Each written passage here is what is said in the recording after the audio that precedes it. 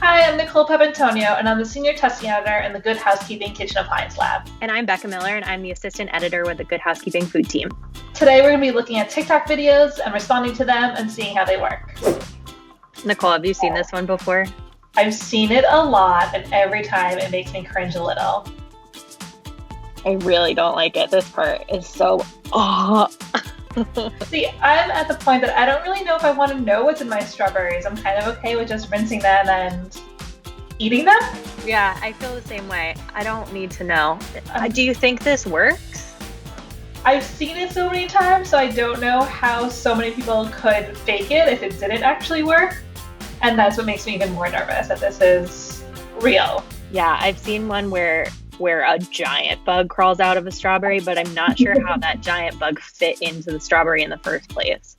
Like, where is it coming from? I wonder if it grows inside. Like, I'm thinking of figs. Like, there's always bugs in there too. Maybe it's something similar to that. Nicole, I don't know if you know, I have a weird fruit thing. I don't know if I can eat strawberries. All right, I'll take one for the team and try this one out.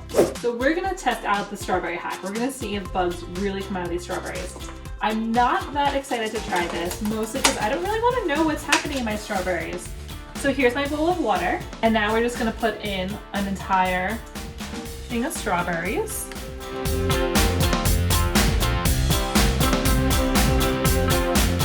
And now we're gonna add 3 tablespoons of salt. This is regular table salt. I'm sure it'll work with kosher salt too. I'm gonna swirl them around, get the salt to kind of dissolve in there. And now we're gonna let them sit for 30 minutes and we're gonna see what happens. So it's been exactly 30 minutes since we put these strawberries in the water with the salt. I don't see any bugs just yet. Nothing is really swimming around in here.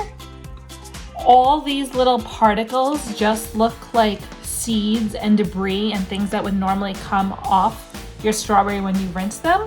It looks like there's little things swimming in here, but they don't look like bugs, which makes me really, really relieved.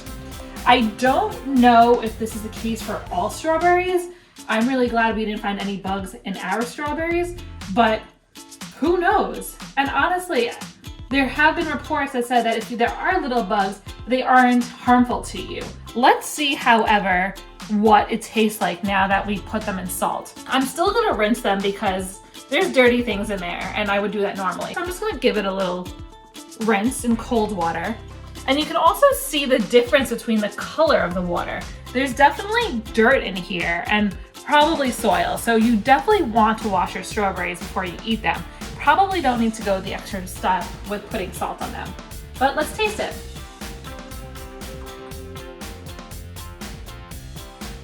They don't taste salty. That base is because they're a little tart. So my recommendation would be just wash them before you eat them. Don't worry about the salt business. You're wasting salt. It's really not cleaning anything. And we've been cleaning strawberries and fruit with just water for years.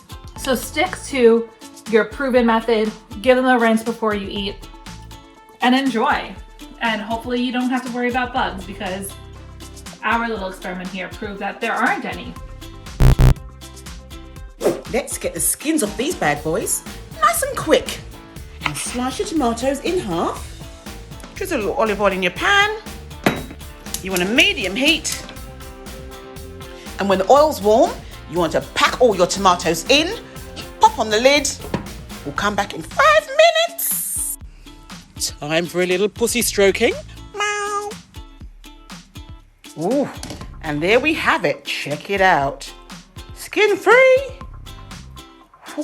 Watch out. Woo. So that looks a lot easier than the classic way of peeling tomatoes, which you normally boil a pot of water, drop them in, and then have to put them into an ice bath and then peel the skin off. It's something that's very popular in like French cooking and classical cooking and traditional methods, basically, is how I learned in culinary school. Well, I love her. Like, I would be her friend instantly. I love the addition of the cat. Nicole, why would you want to skin a tomato? Sometimes it's just too chunky and there's a bite and you want your sauce to be really smooth, but sometimes it also contributes to flavor, like a little bit bitter, makes it a little more acidic. So if you get rid of that, it just gives you a nicer, smoother taste in addition to texture. I mean, I think it's worth a try. I think that if you need to skin a tomato, you may as well do it where it's this easy rather than whipping out some boiling water. Plus, you're already starting your sauce, right? If you're making a sauce with it. That's what it looks like. It looks like you could also mash them once they're peeled, maybe right in the pan, and then you don't have to deal with the skins in your food. Some people are really sensitive to them, and sometimes you have to chew them. And sometimes when you're eating sauce, you want it to feel nice and smooth. So true. Yeah, I'd give this a try for sure. So I'm not sure how that hack is gonna go. I have confidence in it. I'm gonna give it a try and see what happens. So we weren't sure what kinds of tomatoes they had in the video, so we went with Camparis, which are very cute and kind of medium sized. So I'm gonna cut these in half. I'm using a serrated knife because tomatoes are so soft that they kind of act like bread. And you would use a serrated knife for bread. So I'm just taking the tops off of them. I'm gonna try 3, see what happens. All right, so our oil is quite warm now. So I'm gonna add the tomatoes face down and lower the temp because I don't really want to cook my tomatoes too much. And I know that if I added my tomatoes and the oil was really hot, I'd get, a sear like that.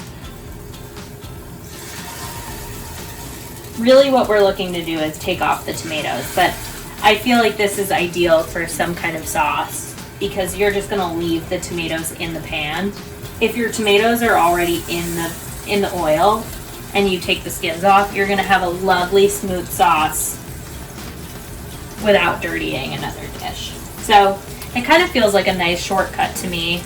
I'm gonna make tomato sauce with this. But really what is necessary is some steam. So we will put the lid on and walk away for like 5 minutes and then we'll come back. The thing about this is it seems great because I can already see that you can just like take the, maybe not. Oh, there you go. You could just take the skin off the tomato, but they're cooked. So you only want to do this if you're using a cooked preparation, like a sauce or a jam or I don't know, tomato pie. And they don't work for all of them. I don't know if that's my stove though, but we're on the hottest part of my stove. So I'm gonna say this doesn't work. No, I'd say that doesn't work. So after about 15 minutes, I have decided that this hack is not gonna work for me. May work for you, which is great. Please let me know in the comments down below. I feel like boiling the tomatoes in water with a little like X, as Nicole and I talked about previously, might work better. But also I love the tomato skins. I think that tomato skins are fine. If you don't want that texture in your sauce, maybe put it in the blender, use your hand blender a little bit longer. I think you can get good results without taking your tomato skins off. I'm excited to make sauce with these, but I don't think it's necessary. So maybe skip it.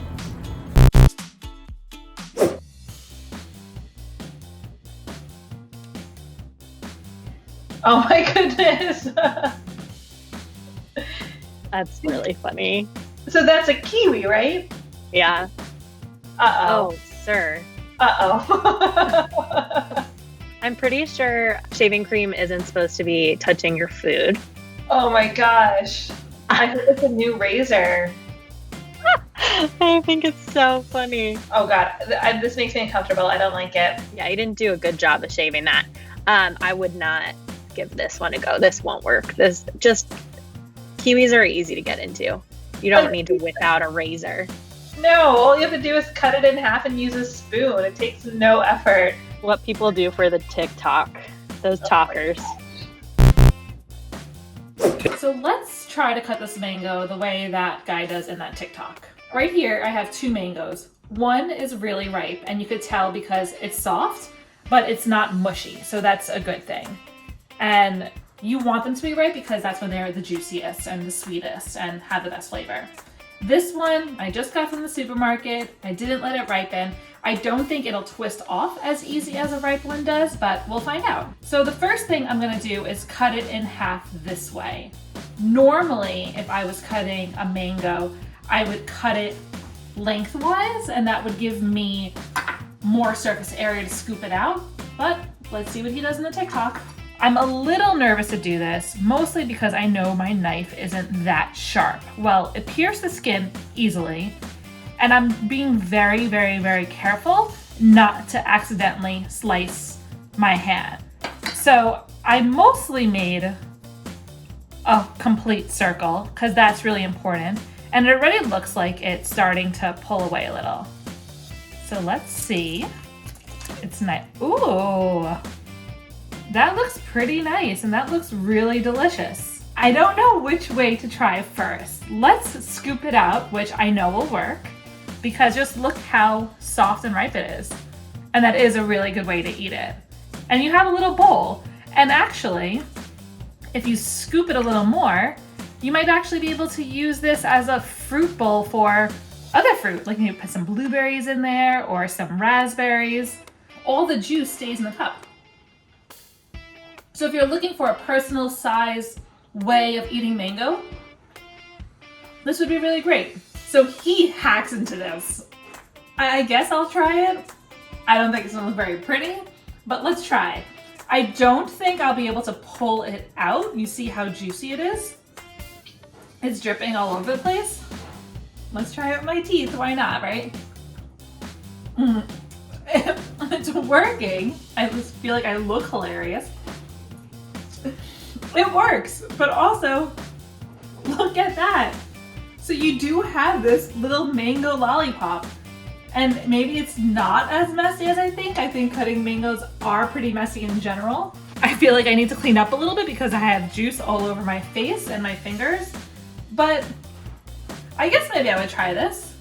And I still think that a little kid would love this. This is something that my grandparents would give me the pit and I would eat out of it, so. It's really good.